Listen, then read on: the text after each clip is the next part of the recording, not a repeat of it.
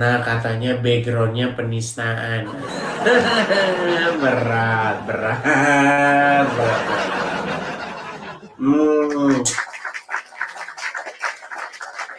Backgroundnya katanya penistaan agama. Bayangin lah teman-teman, backgroundnya bisa penistaan agama. Sungguh nekat yang nyata ini.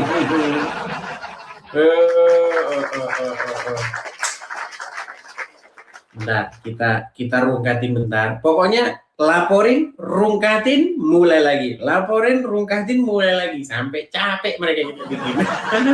ya, begitu ya. Teman-teman, ini jangan pindah. Saya matikan sebentar, langsung oleh kadrun.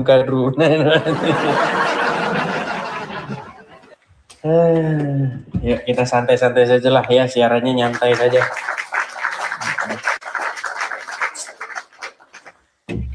Bentar ya.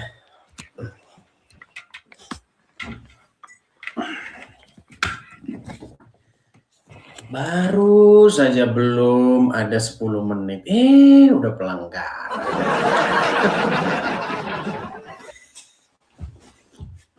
Balik dulu kamera saya ya. Iya. Saya heran loh dengan mereka ini. Kenapa mereka suka begitu ya? Kencengin dulu lah tap-tap layarnya dulu guys. Iya ini, karena banyak yang cuma nonton saja tidak tap-tap layar, tidak. Jadi sama mereka langsung dianggap pelanggaran. Ya. Yuk. Lapor, sikit-sikit lapor, kalah debat lapor. Makasih Bang Hadi Seputra, terima kasih. Saya heran.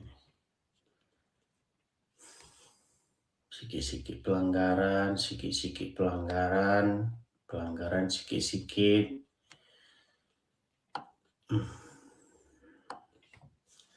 Oke, kita kasih naik ada Nurwanto. Mana tadi Nurwanto?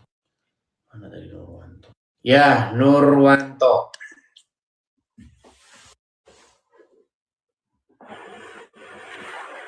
Selamat malam, Saudara Nurwanto. Selamat malam, Bang Edis. Ya, apakah Anda ini seorang Muslim? Ya, Muslim. Oke. Ya, bagaimana Nabi yang suka nyontek? Nah. Silakan.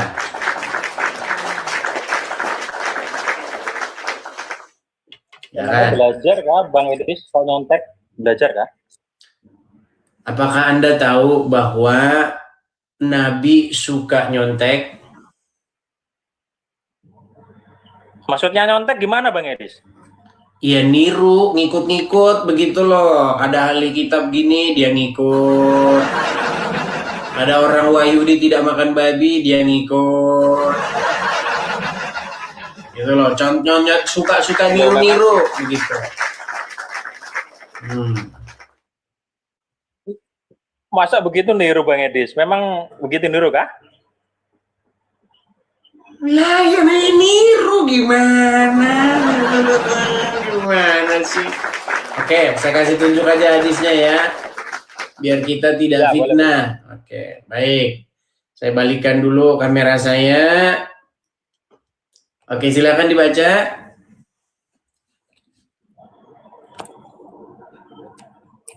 Sebentar. Silakan dibaca.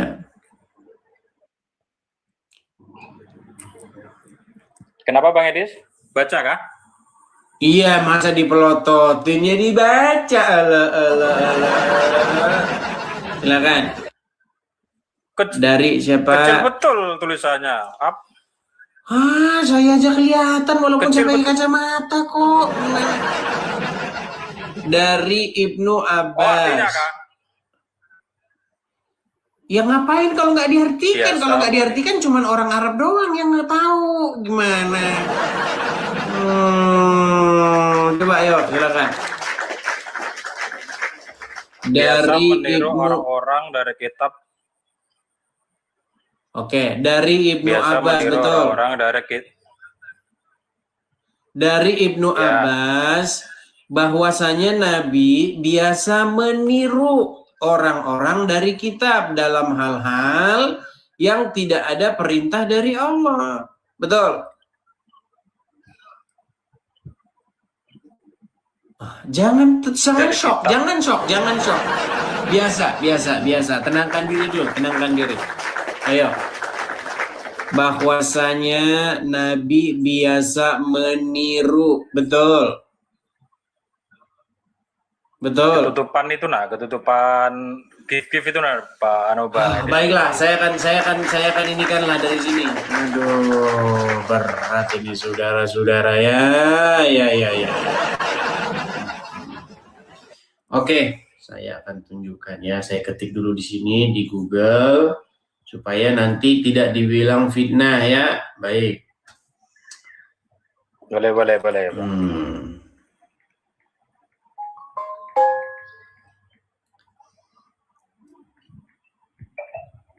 Dari Ibnu Abbas, bisa meniru orang-orang dari kitab dalam hal-hal yang tidak ada perintah dari Allah. Nah, itu kelihatan.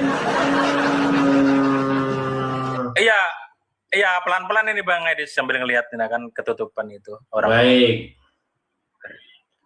Saya akan bacakan, kita akan tunjukkannya. Oke, kita akan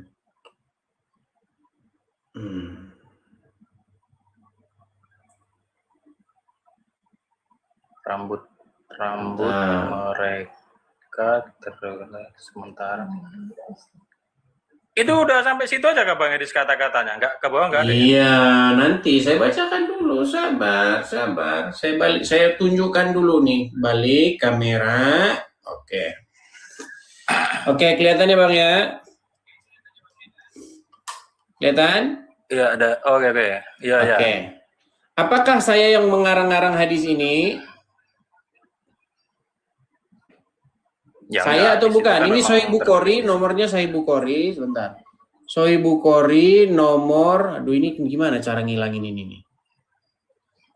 59117. Nah, apa dikatakan di sini? Dari Ibnu Abbas, Nabi biasa meniru orang-orang dari kitab dalam hal yang tidak ada perintah dari Allah.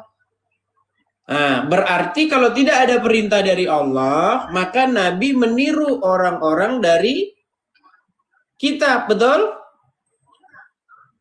Betul tidak? Iya. Nanti saya berarti betul tidak Nabi suka niru? Betul tidak Nabi suka niru-niru?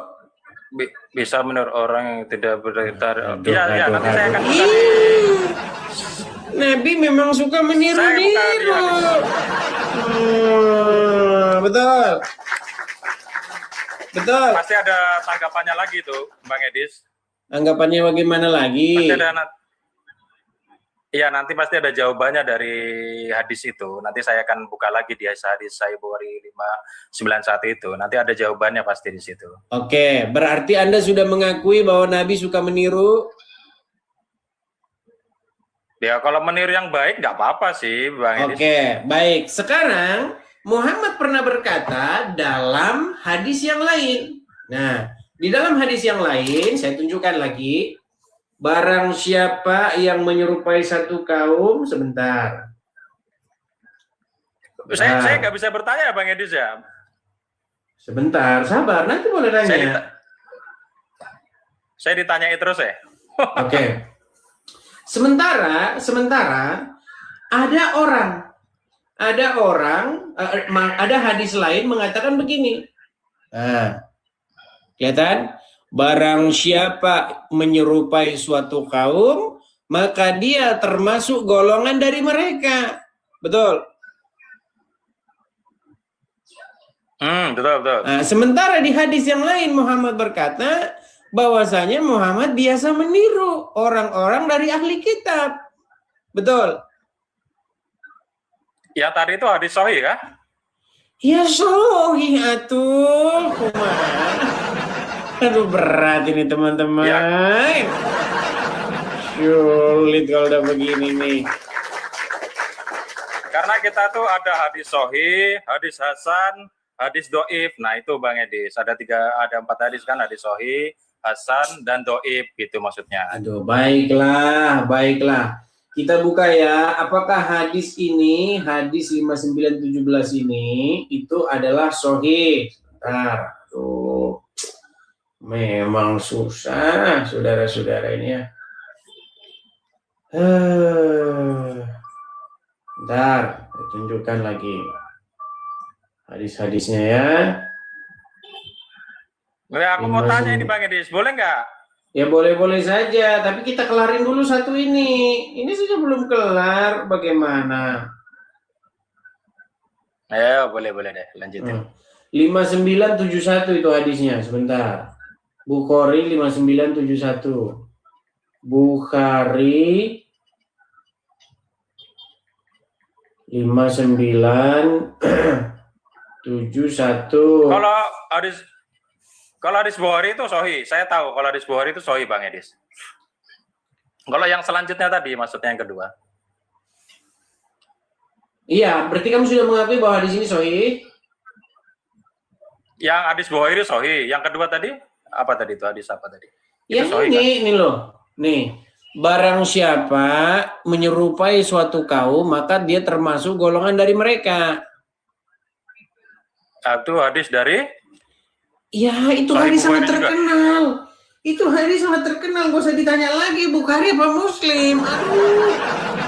Barang siapa menyerupai suatu kaum, dia termasuk golongan dari mereka. Aduh, bahkan ini nih, saya lihat videonya nih. Berat benar memang mereka ini ya, teman-teman ya. Susah. Jadi poinnya apa? Bang Edis, poinnya? Poinnya adalah bagaimana mungkin, sebentar, saya balik dulu di dalam kamera saya. Balikin dulu kamera saya ya. Berat ini teman-teman. Bagaimana mungkin Anda mengikuti Nabi yang satu sisi dia berkata, barang siapa menyerupai suatu kaum, dia termasuk golongan daripada kaum tersebut, tapi di sisi lain dia suka niru kaum tersebut. Berarti ini namanya senjata makan tuan. Gimana sih Anda ini? Betul nggak yang saya bilang? Anda bilang begini, betul. Kalian kalau kalian ngikut-ngikutin, kalau kalian niru-niru atau memirip-miripkan diri kalian dengan orang itu, maka dengan orang misalnya siapa? Misal A, maka kamu termasuk golongan dari si A. Betul? Tetapi di detik yang sama saya suka niru-niru A. Makanya saya bilang, kenapa kamu mengikuti Nabi yang sedemikian rupa? Susah ini. Silakan. Saya mau nanya atau saya tanggapi dulu nih? Ya tanggapi dulu itunya, belum juga kelar itu. Ya, seharusnya dari situ kamu sudah murtad. Ya silakan. Oke, saya tanggapin. Selama dia mau mengikutin atau Anda bilang tadi menyontek, selama itu dalam hal-hal kebaikan itu nggak apa-apa Bang Edis, hal-hal kebaikan gitu loh. Kan bagus kalau dalam hal-hal kebaikan gitu. Tidak ada di situ dalam hal-hal kebaikan. Pokoknya dikatakan Nabi biasa meniru apa yang dilakukan oleh ahli kitab dalam hal tidak ada wahyu.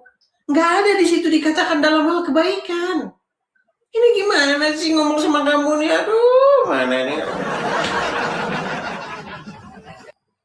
Oke, saya mau tanya gini, boleh Bang Edis? Silakan. Kalau gitu. Oke.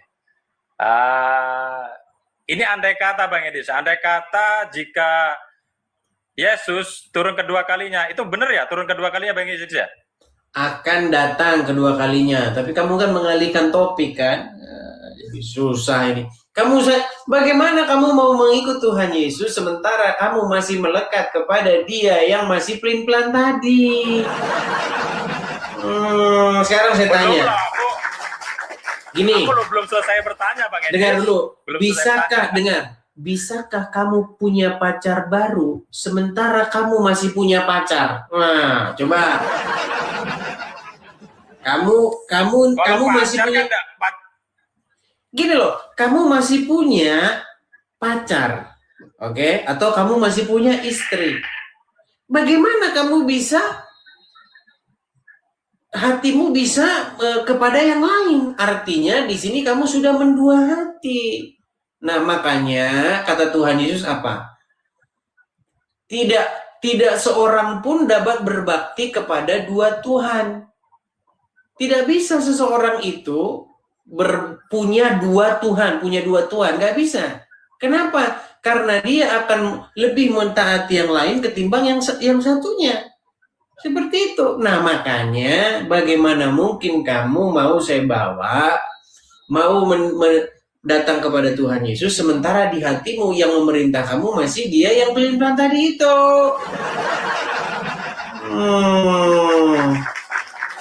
Ayo, Nurwanto. Ya, mungkin kalau langsung tiba-tiba dalam satu malam sekejap itu memang susah ya. Memang itu perkara yang ibarat kata Anda sudah bertahun-tahun mempercayai sesuatu, nggak mungkin dirubah dalam satu malam. Saya ngerti itu. Itu butuh proses. Tapi kalau misalnya kamu menggunakan logikamu, menggunakan akalmu, seharusnya kamu berpikir di sini, betul nggak? Ya, saya akan pelajari pelan-pelan. Maksudnya gini Bang Edi, saya belum selesai tanya loh. Budipot tadi udah, boleh kan? Belum selesai. Iya, tapi yang saya utarakan tadi itu betul-betul jelas-jelas di situ adalah sebuah kemunafikan, betul? Kalau kemunafikan nggak ada sih. Yang saya jelaskan tadi. Terus kan apa itu namanya? Dia tetap menyontek, tapi dalam hal-hal baik gitu loh Bang Edis, bukan hal-hal jelek. Di situ dalam hal baik. Di situ tidak disebutkan dalam hal baik loh. Biasa meniru, nggak dikatakan di situ dalam hal baik. Aduh, susah ini kalau kata Rudi Iskaret. Aduh, susah. Boleh. Ya sudahlah, tadi mau nanya lagi, tapi tanya satu. Ya udah, silakan boleh bertanya, silakan. Ya, tadi kan Bang Edis bilang bahwasanya Yesus akan datang yang kedua kalinya, betul ya Bang ya? Bible yang berkata demikian, bukan saya. Kalau saya yang ngomong, nggak usah dipercaya, karena saya yang ngomong. Karena namanya saya yang ngomong bisa jadi tidak akurat, bisa jadi salah. Betul. Tapi kalau Alkitab yang berkata, Tuhan Yesus yang berkata, itu saya hanya mengutip apa kata Tuhan Yesus. Bahwasanya Ia akan datang lagi untuk kedua kalinya. Seperti itu. Silakan. Oke, saya tanya lanjut lagi tentang yang tadi bahwasanya Yesus akan datang kedua kalinya. Ini andai kata Bang Edis. Yesus akan datang kedua kalinya. Terus dia melihat tentara Romawi itu kira-kira dia trauma atau enggak ya Bang Edis ya? Ya tentu tidak. Kenapa harus trauma? Tuhan Yesus itu menyerahkan. Dia tidak kabur seperti Nabi tetangga sebelah. Loh, dia kabur loh Bang. Dia kabur loh di pada Getsemani kayak itu. Yang saya ingat itu kayaknya. Kalau gini, kalau misalnya menjual pedangnya, kalau misalnya kamu nonton pertandingan sepak bola. Pertandingan sepak bola itu dilangsungkan selama 90 menit, betul? Betul. Jadi tidak mungkin kamu menyimpulkan pertandingan sepak bola ketika baru jalan 30 menit atau baru jalan 45 menit atau 50 menit. Harus kamu lihat sampai selesai. Nah, di dalam proses penyaliban, memang beberapa kali disebutkan bahwa Tuhan Yesus menyingkir karena belum tiba waktunya. Menyingkir karena belum tiba waktunya. Sampai nanti tiba waktunya, Tuhan Yesus sendiri yang berkata, sekarang telah tiba saatnya anak manusia akan diserahkan. Nah, makanya Tuhan Yesus menyerahkan. Apa kata Tuhan Yesus? Tidak seorang pun berkuasa mengambil daripadaku. Aku berkuasa memberikan nyawaku dan berkuasa pula untuk menerimanya kembali. Nah, jadi jangan kamu, pertanyaanmu jangan trauma, tidak. Begitu loh. Bahkan Tuhan Yesus di atas kayu salib itu berdoa, dikatakan, ya Bapa, ampunilah mereka karena mereka tidak tahu apa yang mereka perbuat. Lagi pula Roma, terima kasih Bang Joko. Lagi pula Roma sekarang sudah Kristen. Nah, begitu. Jadi tentu saja ketika kedatangan Tuhan Yesus yang kedua, tentu prajurit-prajurit Roma itu ya udah jadi Kristen semua. Lagian mereka udah meninggal, itu gimana kamu nanya-nanya? Ada datanya itu Bang Edis, ada datanya kan? Ada datanya. Baik, sekarang saya tanya kamu. Apakah prajurit-prajurit Roma yang menyalibkan Yesus masih hidup? Kalau ditanya masih hidup, ya jelas tidak masih hidup. Cuma jadi kedatangan kan kedatangan yang kedua kalinya, bagaimana mungkin kamu katakan trauma melihat prajurit-prajurit Roma? Pertanyaanmu ini mengejek, gitu loh. Saya pikir tadi pertanyaanmu serius, makanya saya bilang sembuh dulu dari ngikutin orang dalam kubur. Gimana sih? Nurwanto, dengar. Kan andai kata loh Bang. Begini Nurwanto, dengar. Ya gini. Saya ini punya pengalaman 13 tahun memberitakan kebenaran kepada kalian. Jadi saya ngerti betul. Kalau belum sembuh dari ngikutin orang dalam kubur, selamanya akan begitu. Makanya sembuh dulu, sembuh begitu. Kalau belum sembuh, pasti pertanyaanmu seperti itu. Kolornya sudah ganti belum? Trauma nggak sama prajurit Romawi? Kan itu saja pertanyaan kalian. Apakah sudah ganti kolor Tuhanmu? Itu saja. Ya kan dia kan saya begini loh. Pertanyaan gini. Saya tahu selama kalian masih mengikuti orang dalam kuburan, selama itu pula kalian akan diajari kebencian dan pertanyaan-pertanyaan konyol. Nanti kalau saya balikin, kalian marah. Contoh, Edis, udah ganti belum kolor Tuhanmu? Nanti kamu saya tanya, udah ganti belum kain kafan Tuhanmu? Nggak usah diskusi begitu, bro. Begini loh, kalau membuat pertanyaan, buatlah pertanyaan-pertanyaan yang nanti itu kalau kita diskusikan menjadi kajian-kajian yang akademis dan ilmiah. Kalau kamu nanya sama saya begitu, nanti saya bilang juga di akhir zaman nanti Muhammad trauma nggak sama orang yang meracun dia? Gimana? Kan begitulah, ayo kita yang baik lah. Bisa nggak kita diskusi yang baik dengan dalil, dengan data, begitu? Nah, betul. Oke, Bang Edis, gini aja. Saya mungkin di bawah ada yang sudah ngantri. Nanti saya akan lanjut lagi, naik lagi. Makasih banyak Bang Edis ya. Sama-sama. Terima kasih. Oke, makasih. Semoga kau segera bertaubat ya dari mengikuti Nabi yang itu. Ya, makasih. Ya, teman-teman.